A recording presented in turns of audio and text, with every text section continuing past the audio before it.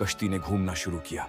तीनों ने आंखें बंद कर लीं और जब उन्होंने दोबारा आंखें खोलीं तो वो एक रोशन और पुरसुकून जगह पर खड़े थे। उनके सामने मस्जिद ए नबवी का मंजर था।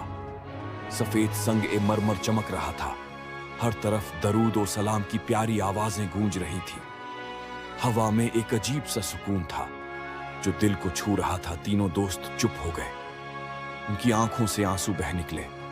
सानी ने धीरे से कहा, यह जगह बिल्कुल वैसी ही है जैसी हमने सोचा भी नहीं था।